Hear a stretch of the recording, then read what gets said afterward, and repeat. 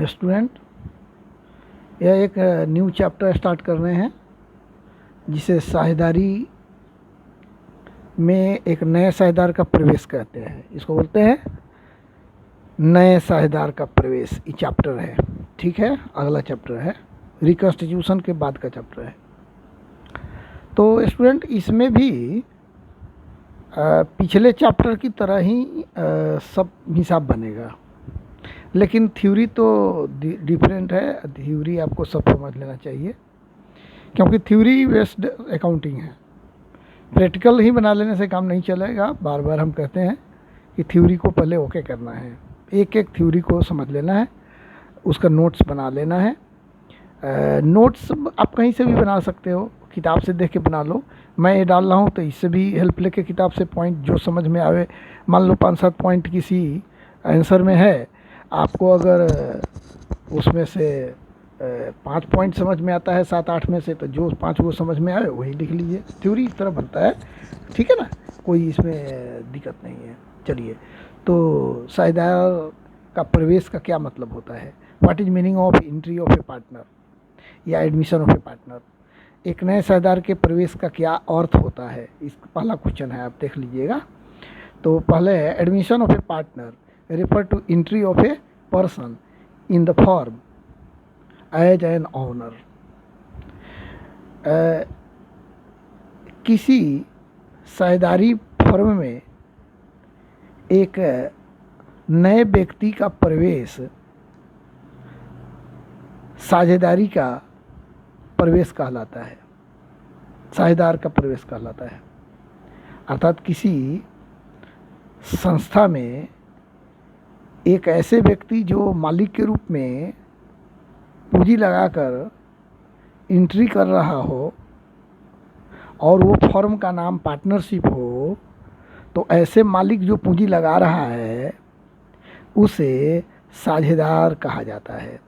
और इस तरह के एंट्री करने की प्रक्रिया को साझेदार का प्रवेश कहते हैं। तो आप किसी भी वे में आप समझा करके लिख सकने के हिसाब से आप अपने आप को 3-4-5 लाइन इसमें बनाना पड़ता है, ठीक है। नए साझेदार के प्रवेश से क्या होता है student? Resulting in the increase in number of members of the firm. नए साझेदार के आ जाने से साझेदारी में साझेदारों की संख्या बढ़ जाती है। चलिए, ये हो गया आपका साझेदार का प्रवेश का क्या अर्थ है, ठीक है। अब आ जाते हैं हम लोग position of new partner in firm. नए पार्टनर का साझेदारी में क्या स्थिति होता है? क्या स्थिति का मतलब उनका हैसियत क्या होता है? जैसे मान लीजिए ना कि आप किसी दुकान में पार्टनर बन गए, तो फिर आपकी क्या हैसियत होती है उस दुकान में? तो इसी से संबंधित एक क्वेश्चन है कि क्या स्थिति होती है एक पार्टनर का, एक साझेदारी फर्म में क्या स्थिति होती है, ठीक है। अब देखिए, he is not liable to pay any debts. Debts का मतलब स्टूडेंट, डेट्स का मतलब कर्ज होता है, कर्ज of the firm incurred before his admission. इसका मतलब कह रहा है कि साझेदार, कोई भी साझेदार जब फर्म में प्रवेश करता है तो वह साझेदार फर्म में एडमिशन की तिथि के पहले के किसी भी कर्जों के लिए, ऋण के लिए, किसी अन्य दायित्व के लिए जिम्मेवार नहीं होता है, ठीक है ना। अब आज मैं फर्म में प्रवेश कर रहा हूँ, तो आज के पहले वाला कोई भी तरह का कर्ज हो, किसी भी तरह का अन्य कोई ऋण हो, तो उसके लिए नए साझेदार के रूप में मेरी कोई भी लायबिलिटी नहीं होगी। अर्थात उसको हम कोई भी इस तरह के लायबिलिटी को पेड नहीं करेंगे, ठीक है। तो यही मेरी स्थिति होगी, भाई हम पहले के कर्ज को के लिए उत्तरदायी नहीं है। दूसरा पॉइंट है, he can not be held responsible for the act of the old partner. इसका मतलब हो गया कि ऐसा साझेदार जो नया साझेदार बन रहा है, वो साझेदार पुराने साझेदारों द्वारा किए गए किसी भी कार्यों के लिए उत्तरदायी नहीं होगा। अब मान लीजिए पुराना साझेदार कोई भी गलत करे या अच्छा करे, तो ऐसे कार्यों के लिए हमको उसको उत्तरदायी नहीं ठहराया जा सकता। ठीक है, ओल्ड पार्टनर के कार्यों के लिए जो नया साझेदार आया है उसको किसी भी हालत में उत्तरदायी नहीं ठहराया जा सकता। तो यही दोनों पोजीशन आपकी होती है। ठीक है ना, आंसर छोटे रूप में मैंने बनाया है। अब देखिए अगला पॉइंट क्या है, रिकॉन्स्टिट्यूशन ऑफ पार्टनरशिप। स्टूडेंट, ये एडमिशन ऑफ पार्टनर है, ये एडमिशन किसी साझेदार के फर्म में प्रवेश करने से साझेदारी का पुनर्गठन हो जाता है। ये तो आपको पहले भी बताए थे। साझेदारी का पुनर्गठन किन किन स्थिति में होता था वो आप पढ़े हो।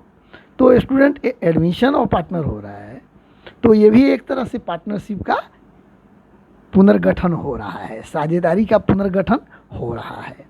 इसी से संबंधित 2-4 लाइन मैंने इसमें लिखा है कि on the admission of a new partner, अर्थात नए साझेदार के फर्म में प्रवेश करने से the existing partnership agreement ends, अर्थात पहले के पार्टनरशिप के जो एग्रीमेंट है वो समाप्त हो जाते हैं और एक नए and new agreement comes into effect, और एक नए एग्रीमेंट, अब जब नया साझेदार आ गया तो अब सभी लोग मिलकर एक नया एग्रीमेंट बनाएंगे। तो पुराने साझेदारी समझौता समाप्त हो जाता है और एक नए साझेदारी समझौते का जन्म होता है। ठीक है ना, रिकॉन्स्टिट्यूशन में तो यही होता है। ठीक है, therefore the form is reconstituted, इस प्रकार एक नया फर्म भी रिकॉन्स्टिट्यूट होता है, अर्थात पुनर्गठित होता है। तो एक नए साझेदारी समझौता के अंतर्गत फर्म का भी रिकॉन्स्टिट्यूशन हो जाता है। अब student, effect of admission of a new partner, अब ये पॉइंट है, effect of admission of a partner. अब देखिए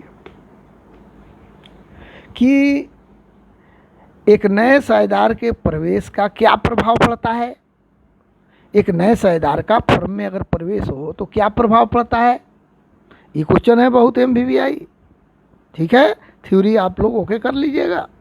स्टूडेंट, मैं जो ये पढ़ा रहा हूँ आपको क्लास की तरह पढ़ा रहा हूँ, मुझे दिखाने के लिए नहीं पढ़ा रहा हूँ बाबू, कि जैसे होता है ऑनलाइन क्लास में लेते रहूँ, बोर्ड पर किसी को कुछ दिखाई भी न दे, समझ में आए नहीं, तो उस वैसा नहीं। मैं क्लास की तरह ही आपको पढ़ा रहा हूँ। जो स्टूडेंट इसे देख रहे हैं वो क्लास की तरह ही जैसे मैं समझाता हूँ वैसे ही समझा पढ़ा रहा हूँ। मैं आपको गाइड कर रहा हूँ। एक ऑडियो को 2-2 बार आप सुनिएगा, ढंग से सुनिएगा, किताब खोल के रखिएगा और देखते रहिएगा, समझते रहिएगा, नोट बनाते रहिएगा। ठीक है ना, ऐसे करके चलते रहिए। तो एक क्वेश्चन है कि effect of admission of a new partner, नए साझेदार के प्रवेश का क्या प्रभाव पड़ता है। ठीक है ना, तो अब देखिए, old partnership and and new partnership starts, नए साझेदारी का जन्म होता है, अब पुराने साझेदारी समाप्त हो जाती है। तो पहला प्रभाव तो ये पड़ता है। और दूसरा क्या है, the new partner is entitled to get a share in future profit of the firm, firm में भविष्य के लाभ में नए साझेदार एक लाभ में हिस्सा प्राप्त करने का अधिकारी बन जाता है। ये दूसरा पॉइंट है। तीसरा पॉइंट है, the combined share of old partners is reduced, अर्थात पुराने साझेदारों की सम्मिलित पूंजी लाभ का हिस्सा, पुराने साझेदारों के सम्मिलित लाभ का हिस्सा घट जाता है, रिड्यूस हो जाता है। जैसे पहले जितना उन लोगों को लाभ मिलता था, नए साझेदार के आने के बाद में उनके लाभ के हिस्से में कमी आ जाएगी। ठीक है ना स्टूडेंट, क्योंकि वो लोग सेक्रीफाइस करेंगे। आप तो पहले भी पढ़े हो कि कोई भी पार्टनर नया आएगा तो लाभ में हिस्सा लेगा, तो पुराने साझेदारों का हिस्सा क्या होगा, संयुक्त रूप से उन लोगों की जो हिस्सा होगी वो कम हो जाएगी। The number of partners increases in the firm, अब स्टूडेंट, नए साझेदार के आने से साझेदारों की संख्या साझेदारी फर्म में बढ़ जाएगी। एक चौथा पॉइंट है, the capital base of the firm increase. Naturally जब एक नया साझेदार आएगा तो कैपिटल बेस अर्थात पूंजी का जो आधार है, पूंजी की जो मात्रा है वो साझेदारी में बढ़ जाएगी। ये पांचवा कारण है। फिर छठा है, the firm reputation is enhanced, अर्थात संस्था की जो रिप्यूटेशन है, नाम है, प्रतिष्ठा है, वो बढ़ जाएगी। क्यों? By admitting A reputed person into the firm. कभी कभी स्टूडेंट किसी साझेदार रिप्यूटेड व्यक्ति को फर्म में प्रवेश दिया जाता है। रिप्यूटेड व्यक्ति को फर्म में प्रवेश देने का फ़ायदा ये होता है कि फर्म को एक अच्छा व्यक्ति मिल जाता है, नामी ग्रामी व्यक्ति मिल जाता है। इससे फर्म को गुडविल बढ़ जाती है, फर्म की गुडविल बढ़ जाती है और लाभ बढ़ जाता है, जिसका सबको फायदा होता है। ठीक है ना। एडमिशन के कई कारण होते हैं, पूंजी की भी आवश्यकता होती है, मैन पावर की भी आवश्यकता होती है स्टूडेंट। तो ये साझेदार के प्रवेश का ये कारण होता है। ठीक है। अब आपको एडमिशन का आवश्यकता क्यों होती है स्टूडेंट? अब क्वेश्चन है आपका कि need for admission of a new partner, एक नए साझेदार के प्रवेश के क्या आवश्यकता है, क्या कारण है या क्या ज़रूरत है? भाई नए पार्टनर के एडमिशन की क्यों आवश्यकता पड़ती है, ये आपका क्वेश्चन है। When more capital is needed, देखो स्टूडेंट, जब अधिक पूंजी की आवश्यकता होती है तो नए पार्टनर के एडमिशन की ज़रूरत पड़ती है। When there is need for a experienced person for the management, जब किसी कंपनी में अर्थात फर्म में किसी एक्सपीरियंस व्यक्ति की हमें आवश्यकता पड़ती है तो ऐसी स्थिति में एक नए साझेदार को भी हम एडमिशन कर लेते हैं। इस तरह से हमें एक नया साझेदार भी मिल जाता है, पूंजी भी मिल जाती है और एक्सपीरियंस पर्सन भी मिल जाता है, जिससे व्यापार को भविष्य में काफ़ी लाभ प्राप्त होता है। When the reputation of a firm is to be enhanced, student नए साझेदार का प्रवेश का ये भी आवश्यकता है कि जब हम किसी रिप्यूटेड व्यक्ति को ढूंढते रहते हैं, उसके एडमिशन हो जाने से फर्म का रिप्यूटेशन बढ़ जाता है। तो बढ़ाने के लिए फर्म के रिप्यूटेशन को भी हमें कभी कभी नए साझेदार का एडमिशन लेते हैं। When it is need to admit a dedicated employee as a partner of the firm, student कभी कभी हम अपने विश्वासी कर्मचारी को भी पार्टनर बनने का मौका देते रहते हैं। ऐसा नियम है स्टूडेंट कि अगर आपके फर्म में कभी कोई काम करते हुए विश्वासी कोई अगर व्यक्ति होता है तो उसको एक्सपीरियंस को देखते हुए उसको एडमिशन उसका हम पार्टनर ही बना लेते हैं, ताकि वो एम्प्लॉई हमारे यहाँ से भाग ना जाए। तो स्टूडेंट एक्सपीरियंस हासिल करके आजकल क्या होता है, बड़े बड़े कंपनी में जो कार्य करने वाले लोग होते हैं, एम्प्लॉई होते हैं, अच्छा एक्सपीरियंस हासिल कर लेते हैं ना, तो वो कभी कभी तो कंपनी छोड़ देते हैं, अपनी कंपनी चालू कर लेते हैं। तो देखो अगर उसको वहीं सम्मान दे दिया जाए उसी कंपनी में, तो वो कंपनी छोड़ के नहीं जाएगा, तो कंपनी में वो रहेगा तो उसका लाभ कंपनी को काफ़ी मिलता रहेगा। तो इस कारण से भी हम पुराने एम्प्लॉई को भी कभी कभी पार्टनर बना लेते हैं। तो यही कारण है, यही आवश्यकता है जिसके वजह से किसी फर्म में साझेदार का प्रवेश कराया जाता है। ठीक है ना। कहते हैं कि आम का आम गुठली का नाम। स्टूडेंट हम साझेदार को जब एडमिशन करा लेते हैं तो एक तो पैसा भी मिल जाता है और एक तरह से एक व्यक्ति भी मिल जाती है, अच्छा एक्सपीरियंस व्यक्ति, जिससे संस्था को भविष्य में काफ़ी लाभ होता है। ठीक है। तो ये थ्योरी आपका हुआ। अब आ जाइए, एक थ्योरी है यहाँ पर है, अब आ जाइए, main accounting adjustment on admission of a new partner. Student जब हम एक नए साझेदार का फर्म में प्रवेश कराते हैं तो इससे साझेदारी का तो पुनर्गठन हो जाता है। तो स्टूडेंट लेखांकन कार्य कई करने पड़ते हैं। तो मैंने पहले शुरू में ही कहा था कि रिकन्स्टिट्यूशन चैप्टर की तरफ बनेगा। ठीक है ना। अब हम मैथमेटिक्स पे इस पे आ जाएंगे आप, लेकिन देखिए क्या क्या इसमें, देखो स्टूडेंट 6 गो पॉइंट हमने लिखा हुआ है। हाँ, तो सबसे पहले देखिए calculation of new profit sharing ratio, नए लाभ हानि अनुपात की गणना करना है। सेक्रीफाइसिंग रेशियो की गणना करना है, मतलब त्याग अनुपात की गणना करना है। उसके बाद है ट्रीटमेंट ऑफ गुडविल, गुडविल के लिए भी स्टूडेंट लेखांकन करना है। ठीक है। गुडविल का लेखांकन अगले चैप्टर में भी करोगे, उसके अगले में करोगे, पिछले चैप्टर में भी किए थे। मैंने बोला था कि गुडविल का लेखांकन कई चैप्टर में होगा। रिकॉन्स्टिट्यूशन जहाँ जहाँ होगा वहीं वहीं गुडविल का लेखांकन होगा, ठीक है स्टूडेंट।